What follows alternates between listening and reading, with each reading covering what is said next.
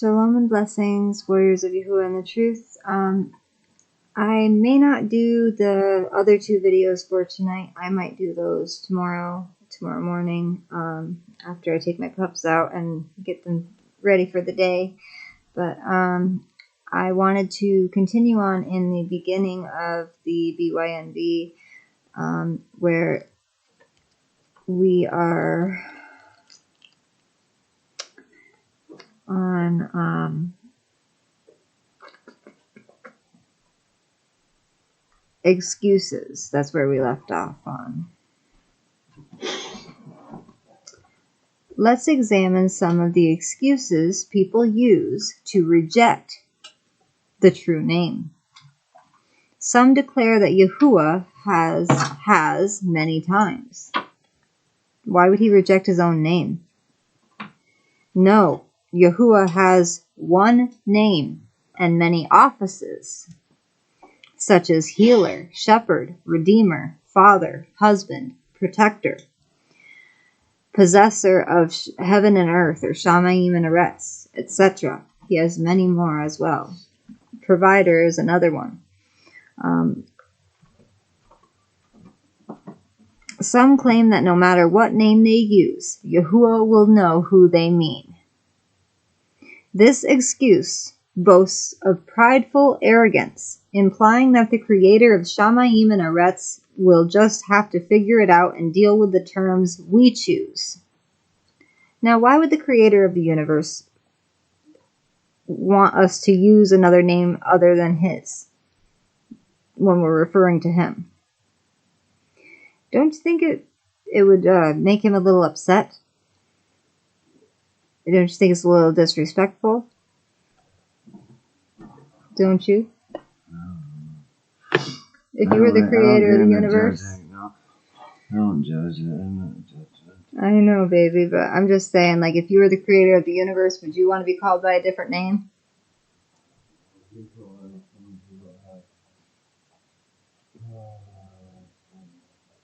I know, honey. Okay, it's okay, babe. He's tired. It's as if we're naming him, yet we have no such authority. He'll have to take what we dish out and like it? No. Others say that the pronunciation of Yahuah's name has been lost. Do we really believe, even for one moment, no, that Yahuah is going to command us to call or kara upon his name and then allow the pronunciation to be lost? Of course not. Check my pink jacket. Of course not. All we must do is sound off the letters. Surely we can trust in the most used word in all of Scripture. The Dead Sea Scrolls have revealed many examples of the original letter form which the words of Yahuah were written in. Some proclaim that Yahuah's name is not found in the Brit Hadashah.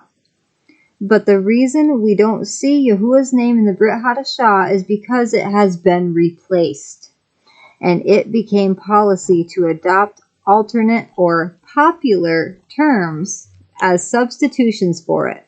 Titles are not names. The Father's name, 4 vowels. Now let's examine the pronunciation of the Father's name. The 1st century writer called Josephus tells us that the name consists of 4 vowels. Commonly, we see the name in encyclopedias as YHWH. These vowel letters stand for the Hebrew letters Yod, He, U, He.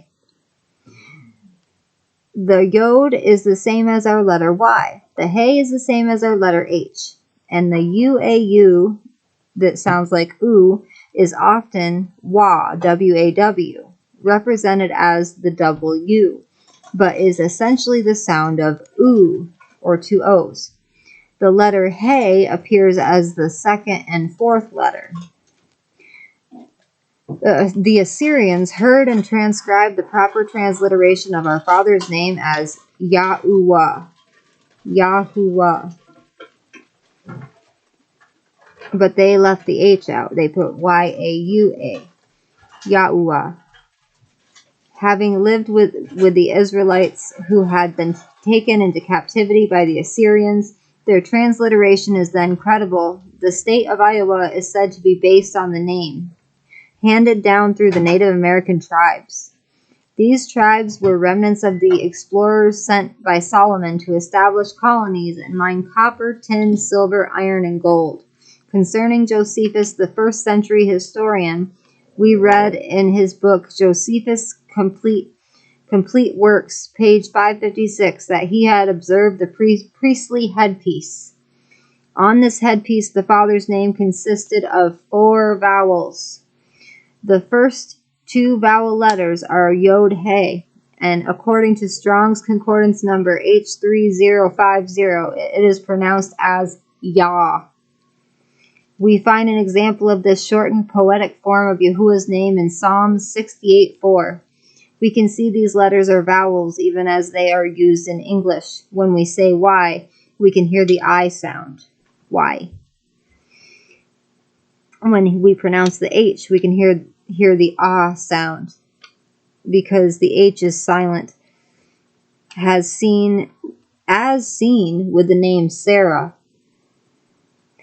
Now we can come to the third vowel letter, U-A-U, which is U, often erroneously rendered Vav or Wah, W-A-W or V-A-V.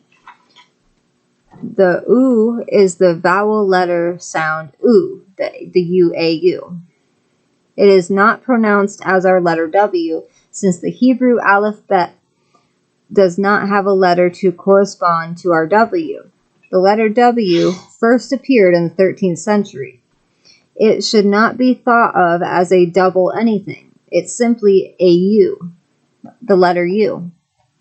So now we have 2 syllables, Yah plus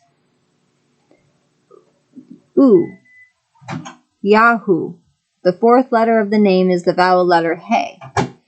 Some believe that the ending of Yahuah's name has an ah and others an EH, an A sound. The tribe of Yehudah gives us a significant clue. The name Yehudah is spelled Yod-He-U-Dalet-He.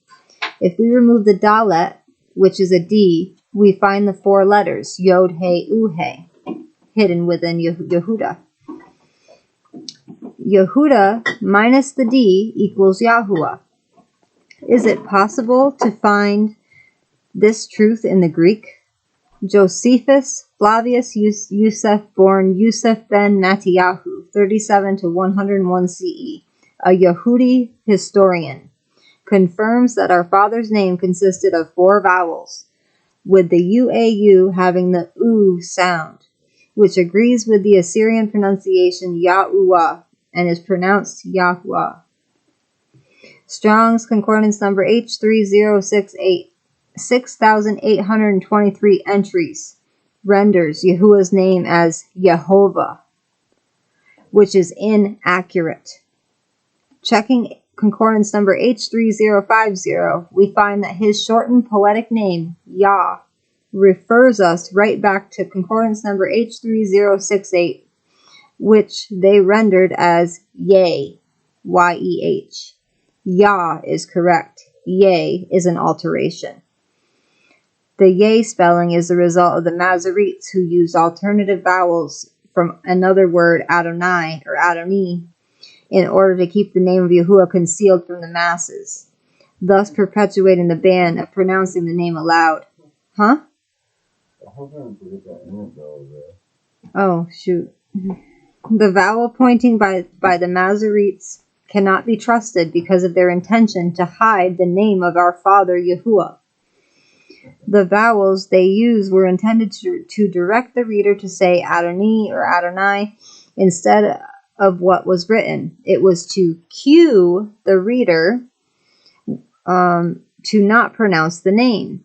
In the name Yahusha, Yah, Y-A, or Yah, Y-A-H, was changed to Y-E or Y-E-H. which hides the connection with the name of the Father, Exodus 23:21. For further confirmation, we read in the Stramata, verse 6 by Clement of Alexandria, the mystic name of the 4 letters, which was affixed to those alone to whom the adytum was accessible, is called Iaoue, which is interpreted who is and shall be. And adytum was the innermost sanctuary of an ancient Greek temple.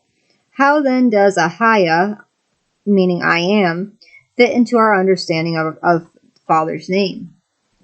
At Exodus 3:14 we read, Yahuah Asher Yahuah, and he said, this shall you say to the children of Yasharal, Yahuah has sent me to you. Yahuah Asher Yahuah means I will be who I will be. When Father spoke Yahuah Asher Yahuah, he was speaking of himself in the first person, because only he could say, I will be. Whereas when he reveals to his people that his name is Yahuah, he is speaking in the third person. Yahuah is the name we are to know, declare, and worship through the name of Yahusha. Yah is our deliverer, is the meaning of the name Yahusha. He identifies himself exclusively by this one name. Yahusha clearly tells us in John 17:26 that he has declared his Father's name to the people, and since we are Yahusha's body, we are to do the same. Colossians 1:18. How foolish to think that the head, Yahusha, would call his father Yahuah, but his body, us, would call our father Lord, God, or Jehovah. Makes no sense, does it? Again, how can Yahuwah's name be Jehovah and the Son's name be Jesus, since there is no J in Hebrew? The Apostle John is really Yehukanan. At John 5:43, Yahusha tells us that he came in his Father's name. He came in the authority of Yahuah and carries this name in his own. Jeremiah, really Yirmiyahu, 23:25-27 tells us that lies have caused Yahuwah's people to forget his name for Baal or Baal, Lord.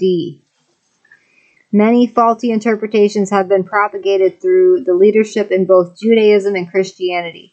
Not only have Judaism and Christianity replaced the names of the Father and his Son, but they've even changed the original Paleo-Hebrew names of the prophets in order to conceal Yahuwah's name, because this name is embedded in the original names of several prophets. An example of this is found in the name of the prophet known as Jeremiah. In Paleo-Hebrew, his name contains the shortened poetic form of the Father's name, Yah, and should have been transliterated as Yirmiyahu. See any concordance. Notice that it ends with Yah. The word Isaiah, should be rendered Yashayahu. Notice the ending Ayah in these two names. Clearly, these prophets would not recognize their own names as they are found in our modern-day English scriptures. Next time we will be reading the Son's name, Yod-He-U-Shin-Ayin, the message of love. This translation is different. The script in its historical context. What is the message? And David, Dawid, or Dawood. It's Dawood. But, spoiler alert. Okay. So, tomorrow I will be picking up with Genesis. We are going to be picking up with, let me see, Genesis 8. And then we'll be reading our first chapter from 2 Maccabees in the Sefer. I love you all with an everlasting love, as our Abba Yahuwah and the Shamayim loves each and every one of us. Shalom and blessings, warriors of Yahuwah and the truth. It's beautiful how my puppies fall asleep when they hear the word of Yah. Or yes, they have. Yes, they did. But we love you all. Shalom and blessings.